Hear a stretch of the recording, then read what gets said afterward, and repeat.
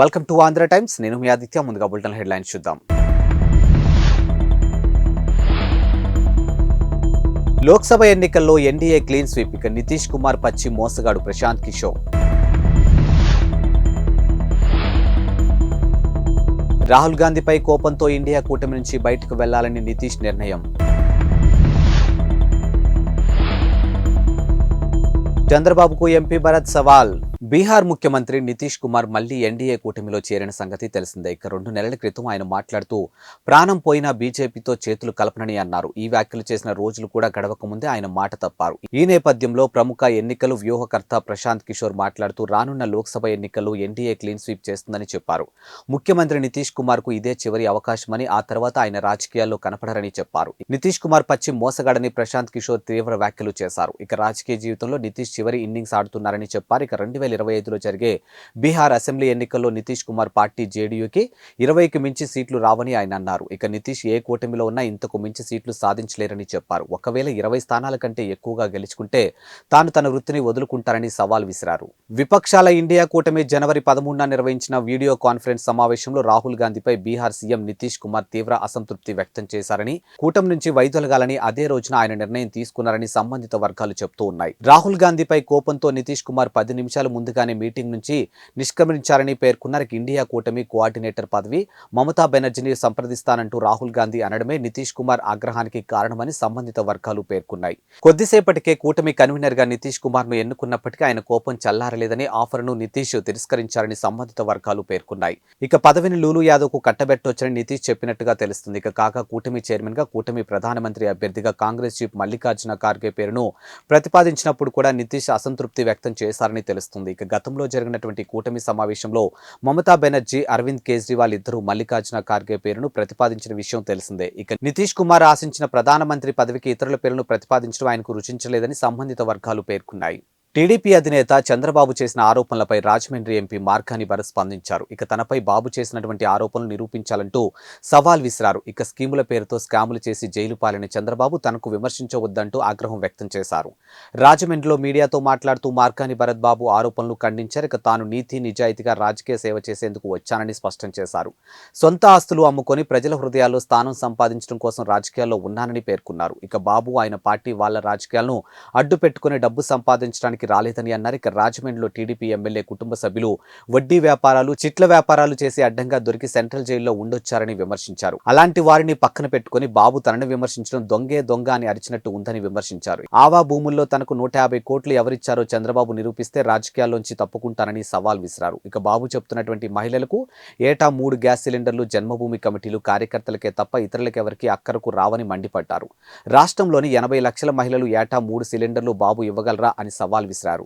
తిరుమలలో సోమవారం జరిగినటువంటి ధర్మకర్తల మండలి సమావేశంలో టీటీడీ కీలక నిర్ణయాలు తీసుకుంది. ఇక శ్రీవారి భక్తులకు బంగారు మంగళసూత్రాలు, లక్ష్మీ కాసులు విక్రయించాలని నిర్ణయించినట్టు ఇక టీటీడీ చైర్మన్ కరుణాకర్ రెడ్డి తెలిపారు. ఇక ధర్మ ప్రచారంలో భాగంగా బంగారు మంగళసూత్రాలు తయారు చేసి శ్రీవారి పాదాల వద్ద ఉంచి భక్తులకు విక్రయిస్తున్నట్టు చెప్పారు. ఇక గతంలో 32,000 మందికి సామూహిక వివాహాలు జరిపి మంగళసూత్రాలు అందించి వారిలో ఏ ఒక్కరూ మతం మారలేదని, మత మార్పిళ్లకు అడ్డుకట్ట వేయడమే లక్ష్యంగా ఈ నిర్ణయం తీసుకున్నట్లు వెల్లడించారు. 5-10 గ్రాముల బరువుతో 4-5 డిజైన్లతో బంగారు మంగళసూత్రాలు విక్రయాలు జరుగుతాయని, లాభాపేక్ష లేకుండా భక్తులకు అమ్ముతామని కరుణాకర్ రెడ్డి వెల్లడించారు. బ్లాక్ బస్టర్ మూవీ పుష్పతో Allu Arjun pan India star అయిపోయాడు. ఇక దీంతో ఆయన అభిమానులు ఆనందానికి అంతు లేకుండా పోయింది. ఇక పుష్ప 2 పై కూడా అంచనాలు అదే స్థాయిలో పెరిగిపోయాయి.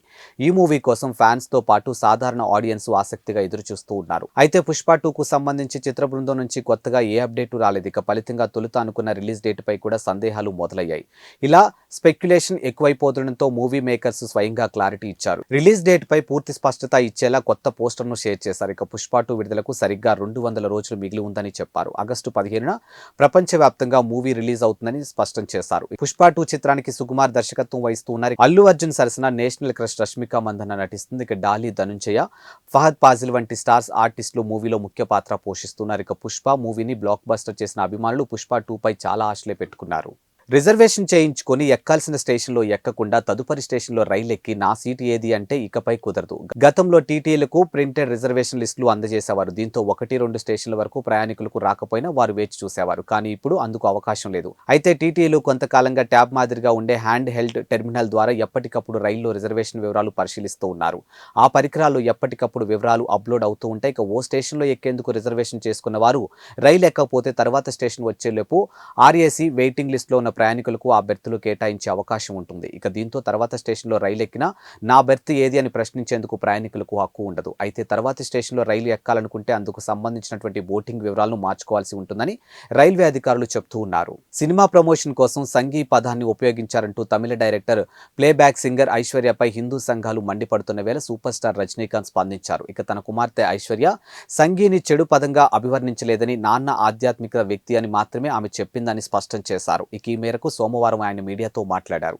నాన్న అన్ని మతాలను ప్రేమించే ఆధ్యాత్మిక వ్యక్తిగా పేర్కొందని, అందుకు తండ్రిని అలా అభివర్ణించిందని రజనీకాంత్ సమర్థించారు. ఇక ఐశ్వర్య దర్శకత్వం వహించినటువంటి లాల్ సలాం మూవీ ప్రమోషన్స్ కోసం ఆమె ఈ విషయంపై మాట్లాడిందన్న ఆరోపణలు రజనీకాంత్ కొట్టిపారేశారు. ఇక అలాంటిదేమీ లేదని అన్నారు. రైట్ వింగ్ మద్దతుదారుడు లేదా కార్యకర్త గురించి చెప్పడానికి సంఘీ వ్యవహారిక పదంగా ఉందని, ఈ పదాన్ని సినిమా ప్రమోషన్ కోసం వాడారంటూ ఐశ్వర్యపై విమర్శలు వ్యక్తమవుతూ ఉన్నాయి. ఈ పదంపై ఐశ్వర్య మాట్లాడారంటూ పలు రిపోర్టులు వెలువడడంతో చర్చాంశనీయంగానూ మారింది. కాగా ఐశ్వర్య దర్శకత్వం వహించినటువంటి లాల్ సలాం మూవీ ఫిబ్రవరి 9న విడుదల కానుంది. ఈ సినిమాలో రజనీకాంత్ కూడా నటించారు. నేరుగా మనిషి మెదడు, కంప్యూటర్ల మధ్య కమ్యూనికేషన్ వ్యవస్థను ఏర్పరచడమే లక్ష్యంగా టెస్లా దిగ్గజం ఎలాన్ మస్క్ సహా వ్యవస్థాపకుడిగా 2016లో స్థాపించినటువంటి న్యూరో టెక్నాలజీ కంపెనీ న్యూరాలింక్ కీలకమైన ప్రయోగాన్ని చేపట్టింది. ఇక మొట్టమొదటిసారిగా ఒక పేషెంట్ మెదడులో న్యూరాలింక్ చిప్ను అమర్చింది. ఈ ప్రయోగం ఆశాజనక ఫలితాలను కూడా అందిస్తుంది. ఈ విషయాన్ని ఎలాన్ మస్క్ ఎక్స్ వేదికగా స్వయంగా వెల్లడించారు. నిన్న మొదటిసారి మనిషి మెదడులో న్యూరాలింక్ ను అమర్చాం. ఇక పేషెంట్ కోలుకుంటున్నాడు. ప్రారంభ ఫలితాలు ఆశాజనకంగానే ఉన్నాయి. ఇక నాడి కణాలు గుర్తించడం ఖచ్చితంగా కనిపిస్తుందని ఎలన్ మస్క్ పేర్కొన్నారు. మనిషి సామర్థ్యాలను ఉత్తేజం చేయడం, పార్కిన్సన్స్ వంటి నాడి సంబంధిత వ్యాధులకు చికిత్స ప్రధాన లక్ష్యాలుగా ఈ ప్రయోగం కొనసాగుతుంది. ఇక మనుషులు కృత్రిమ మేధస్సు మధ్య సహజీవన సంబంధాన్ని సాధించడం కూడా ఒక ఆశయంగా ఉందని గతంలో కంపెనీ పేర్కొంది. మనిషి మెదడులో చిప్ను అమర్చేందుకు అమెరికా నియంత్రణ సంస్థ నుంచి గత ఏడాది అనుమతి లభించడంతో ఈ ప్రయోగం చేపట్టారు.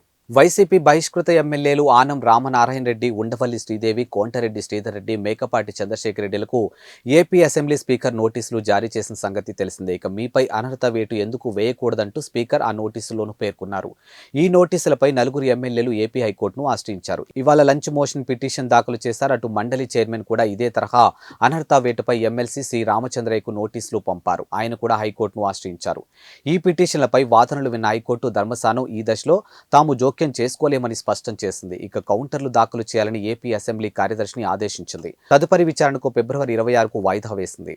ఇటీవల కాలంలో టాలీవుడ్ సూపర్ స్టార్ మహేష్ బాబు మరింత స్లిమ్గా, మరింత యంగ్గా కనిపిస్తున్నారు. ఇక మహేష్ బాబు కొంతకాలంగా జర్మనీకి చెందినటువంటి ప్రముఖ వైద్య నిపుణుడు డాక్టర్ హ్యారీ కోనింగ్ సలహాలు, సూచనలతో ప్రత్యేక ఆహార నియమాలు పాటిస్తూ నిర్దేశిత వ్యాయామాలు చేస్తూ ఎంతో ఫిట్గా తయారయ్యారు.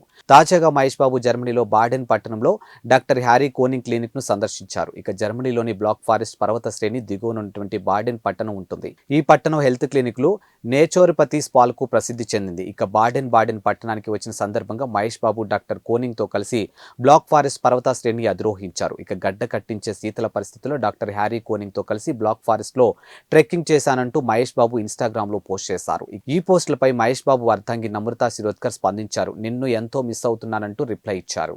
ఇవి వాల్టి బులెటిన్ అప్డేట్స్. మరో బులెటిన్తో మళ్ళీ కలుద్దాం. అంతవరకు సెలవు. నమస్కారం.